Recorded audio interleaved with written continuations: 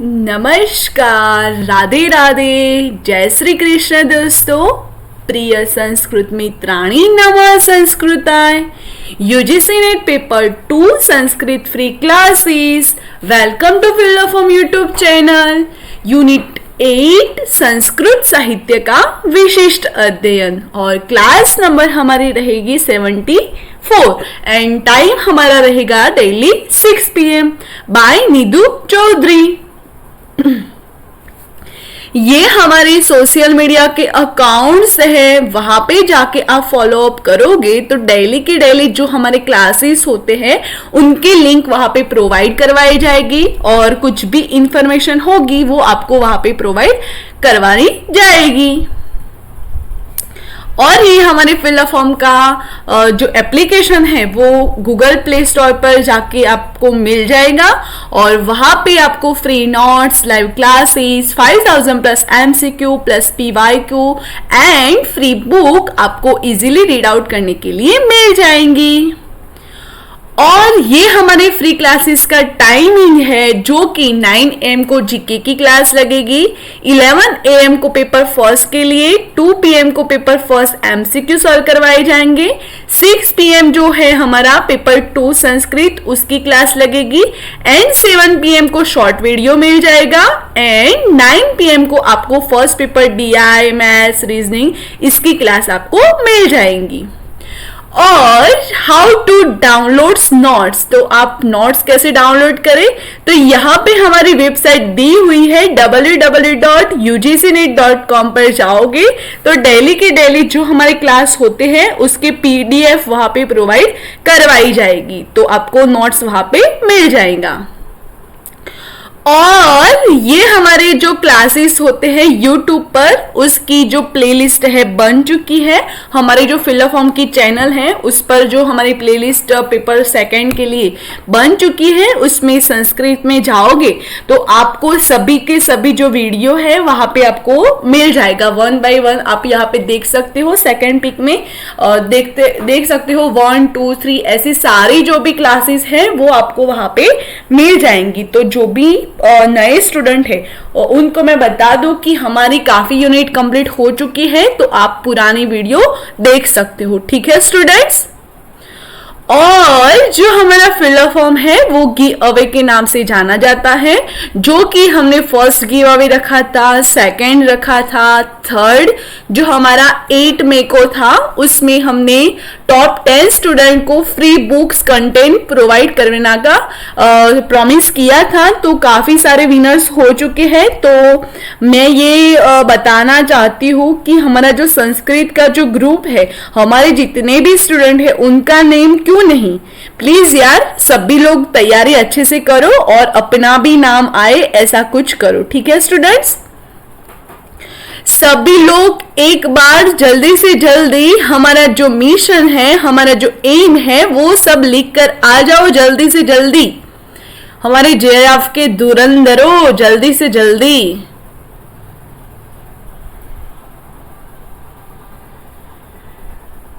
जल्दी से लहरा के आ जाओ भाई। हमारी जो NTA है, जो हमारा जो एग्जाम कंडक्ट कराता है उन तक हमारी गूंज होनी चाहिए कि भाई स्टूडेंट बहुत जोरों शोरों में तैयारी कर रही है। सही है ना, मैंने सही बोला ना? थम करो जल्दी से। Okay good. हमारा कंप्लीट सिलेबस हम देख लेते हैं। यूनिट 1, 2, 3, 4, 9, 10, 7 कंप्लीट कर लिया और 8 हमारा अभी आज से हमारा स्टार्ट होने वाला है, ठीक है स्टूडेंट्स। तो आइए देखते हैं हम टुडेज टॉपिक। आज का हमारा जो टॉपिक है वो इकाई 8 संस्कृत साहित्य का विशिष्ट अध्ययन, उसमें भी हम पद्य के बारे में देखेंगे। तो आइए हम देखते हैं। पहला है बुद्ध चरितम। परिचय के बारे में देखते हैं हम। बुद्ध दार्शनिक महाकवि अश्वघोष द्वारा रचित बुद्ध चरित्रम भगवान बुद्ध के जीवन के महत्वपूर्ण विषयों से संबंध 28 सर्गों का एक महाकाव्य ग्रंथ है। वस्तुतः महाकवि अश्वघोष रचित मात्र 14 सर्ग ही उपलब्ध है। 19वीं शताब्दी में अमृतानंद ने इसमें 4 सर्ग जोड़ दिए। हर प्रसाद शास्त्री को भी यह ग्रंथ 14वें सर्गों तक पर्याप्त उपलब्ध हुआ था। यद्यपि बुद्ध चरित्र के चीनी व तिब्बती भाषांतर में 28 सर्ग उपलब्ध हैं।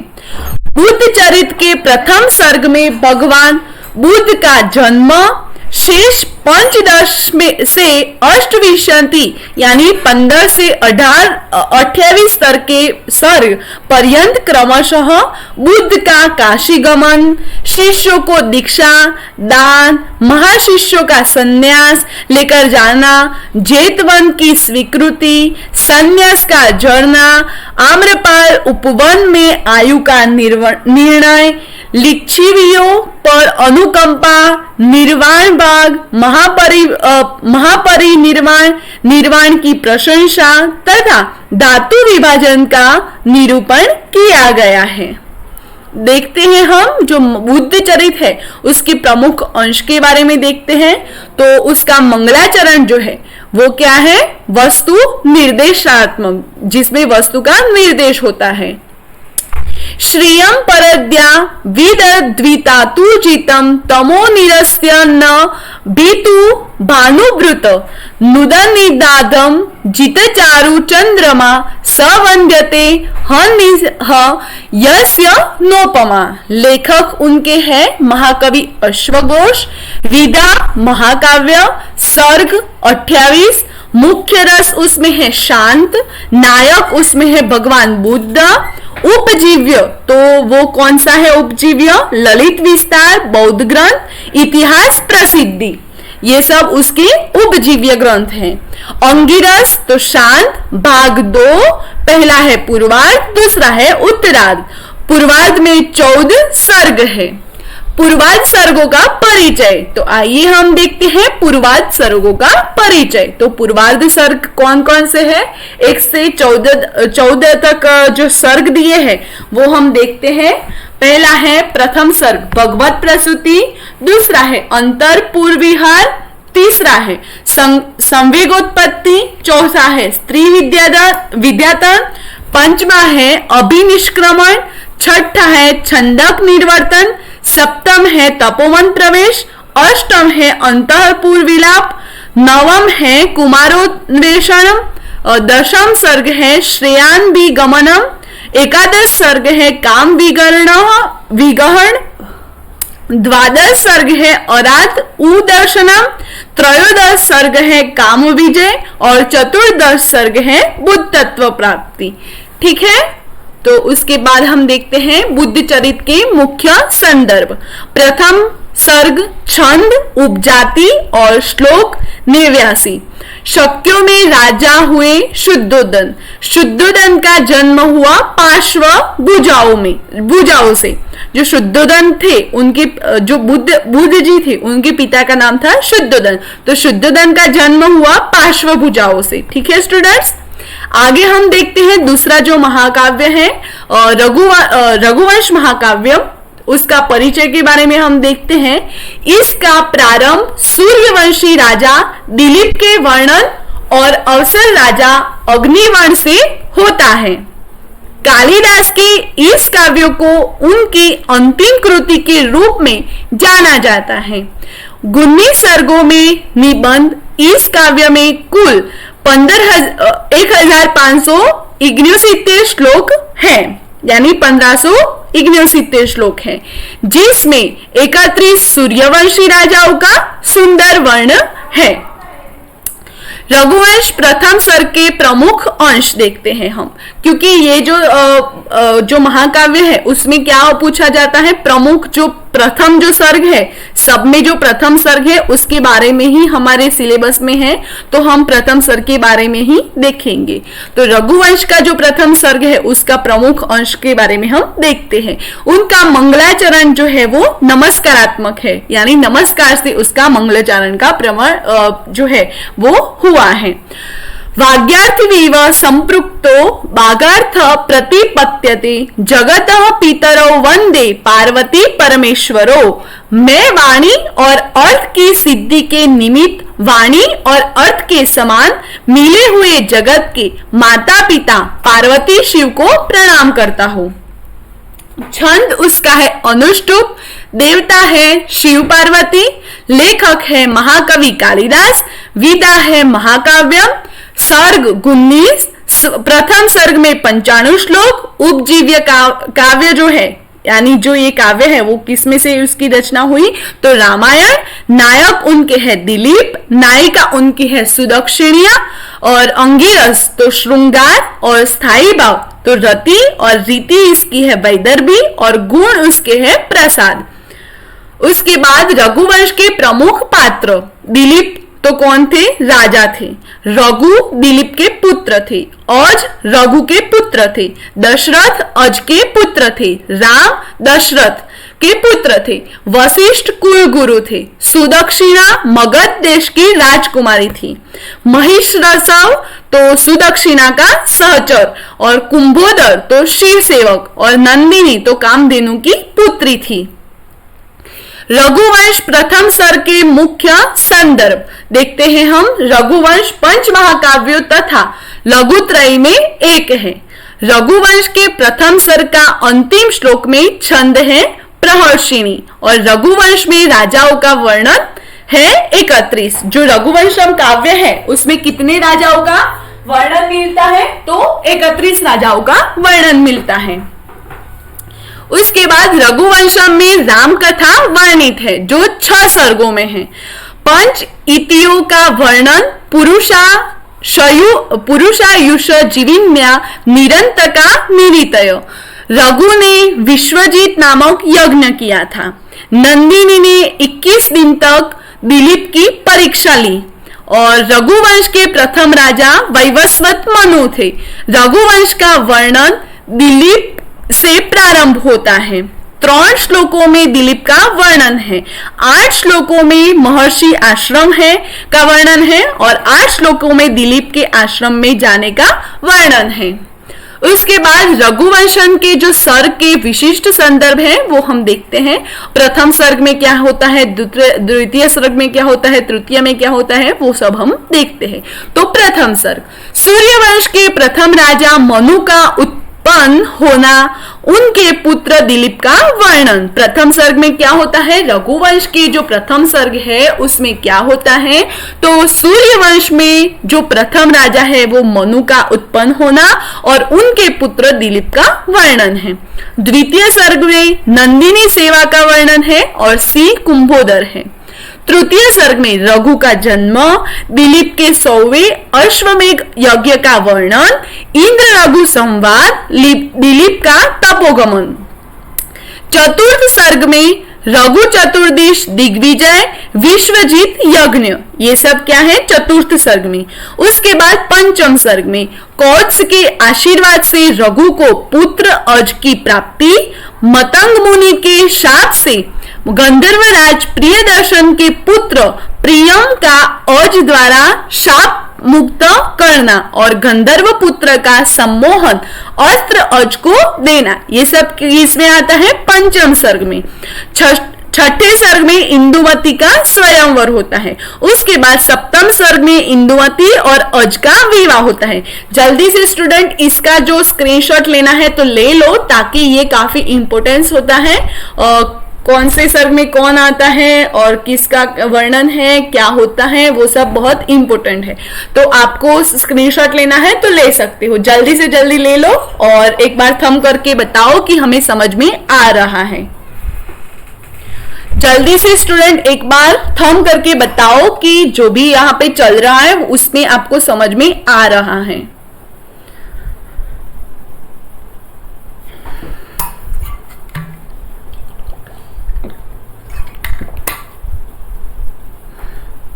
उसके बाद अष्टम सर्ग, औज विलाप, तृणबिंदु नामक ऋषि के शाप से हिरणी नाम की अप्सरा इंदुमती थी, अब वह शाप्त मुक्त हो गई है अज वन गमन, ये सब किस में आता है? अष्टम यानी 8वें सर्ग में आता है। नवम सर्ग में श्रवण कुमार की मृत्यु तथा शाप वर्णन आता है।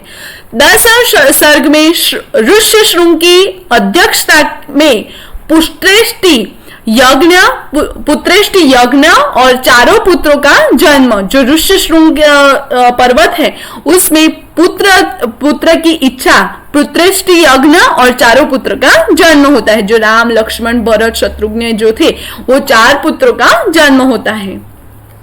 उसके बाद एकादश सर्ग ताड़कावध, सुबाहुवर, मरीचि को फेंकना, जनकपुरी प्रस्थान, अहल्या की मुक्ति, धनुष यज्ञ, राम सीता का विवाह, ये सब 11वें सर्ग में आता है।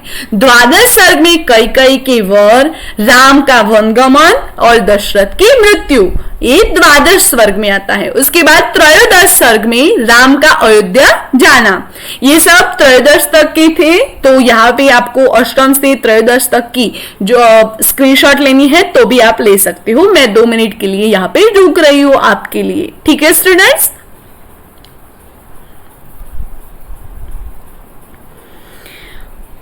ओके, हम आगे देखते हैं। चतुर्दश सर्ग में राम राज्य अभिषेक होता है, सीता परित्याग होता है, अश्वमेघ यज्ञ होता है और पंचम दश सर्ग में शत्रुघ्न द्वारा रावण की बहन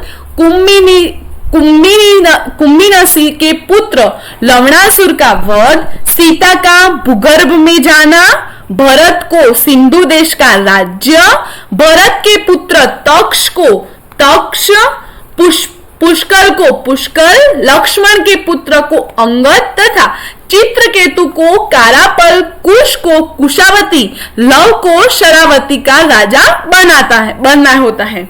ये सब जो उनके पुत्र थे उनको क्या क्या मिलता है, कौन कौन से राज्य मिलते हैं, ये सब वर्णन जो है वो पंचम दश सर्ग में होता है, यानी 15वें सर्ग में।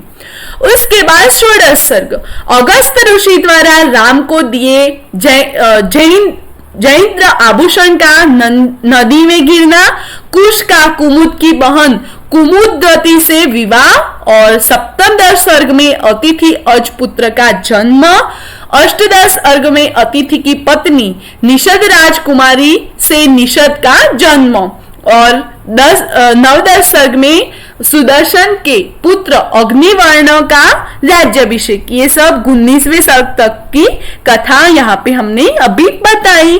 तो आपको इसका भी स्क्रीनशॉट लेना है तो ले लो, जल्दी जल्दी से हम आगे देखते हैं।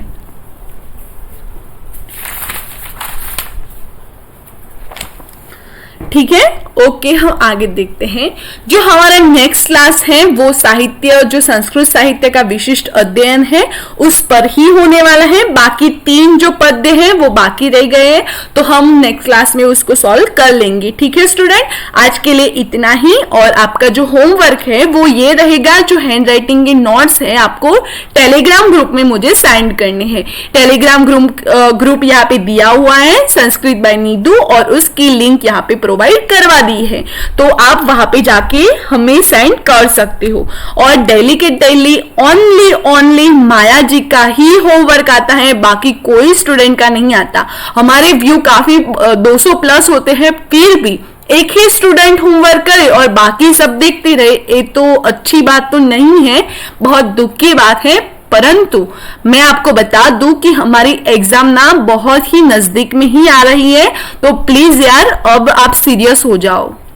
जो यहाँ से जितना भी वर्क आता है वो करा करो। आप वर्क करोगे ना तो भी आप पास हो जाओ, इतनी तो गारंटी है मेरी, समझे ना स्टूडेंट्स। तो प्लीज यार, और मैंने आपको एक होमवर्क दिया था कि आपको जो भी यहाँ पे है उसका फीडबैक आपको सर को सेंड करना है, कि सर को आपको मैसेज करना है कि हमारा जो क्लास है वो कैसा हो रहा है, संस्कृत का कितना सिलेबस हो गया है, कितना बाकी है, और आपको ये क्लास कैसा लग रहा है, ये मोस्ट इम्पोर्टेंट है। तो आपको क्या करना है, we want your feedback. Sir को आपका फीडबैक देना है, ये मेरा मेरी इच्छा है। प्लीज स्टूडेंट आप सर को फीडबैक दिया करो, ठीक है स्टूडेंट्स। और ये भी मैं बता दूं कि आपको इसके स्क्रीनशॉट लेके मुझे वहां पे संस्कृत बाय नीतू में आपको सेंड करने हैं, ठीक है स्टूडेंट्स। और जो हमारा वीडियो है उसको लाइक करना तो मत ही भूलिएगा, वरना संस्कृत को बुला लगेगा, ठीक है। तो लाइक करना मत भूलिएगा और शेयर करिएगा, ताकि काफ़ी स्टूडेंट हमारे जो है वो नहीं कर पाते, क्योंकि वो विलेज से बिलोंग करते हैं, तो उन तक ये सारे वीडियो पहुंचाना, तो वो उनकी क्या होगी, तो वो इससे पढ़ाई करेगी और उसका जो रिजल्ट आएगा वो हमारे ही लिए काम आएगा, क्योंकि उनको ऐसा पैसा काफ़ी चैनल पे होता है कि पैसा खर्च के बिना क्लासेस नहीं मिलते, तो यहाँ से जो फ्री में कंटेंट प्रोवाइड हो रहा है वो उनको भी हेल्पफुल हो, ठीक है स्टूडेंट्स। और फीडबैक आपको देना है हमारे कमेंट बॉक्स में, आपको क्लास कैसा लगा, तो जल्दी से जल्दी सभी स्टूडेंट जाके हमारा फीडबैक देके आओ। फॉर मोर इन्फॉर्मेशन के लिए यहाँ पे हमारे सारे सोशल मीडिया अकाउंट्स लिंक्स यहाँ पे दिए हुए हैं, वहां पे आप जाके फॉलो अप कर सकते हो, ठीक है स्टूडेंट्स। और आज का जो है सेंटेंस वो देखते हैं हम। समय और शिक्षा का सही उपयोग ही व्यक्ति को सफल बना देता है। समय अभी आपके पास है, शिक्षा हम प्रोवाइड करवा रहे हैं, तो दोनों का सही उपयोग करके आपको क्या करना है, प्रिपरेशन करना है। तो आपको किसमें सफल दिलाएगा, तो हमारी जो एग्जाम होगी उसमें आपको सफलता दिलाएगा। तो प्लीज स्टूडेंट आप आपके लिए नहीं तो हमारे लिए इतना तो करो कि ये एग्जाम क्रैक हो जाए, ठीक है स्टूडेंट्स। आज के लिए इतना ही। Thank you for watching this video. Have a nice day, take care, bye all students.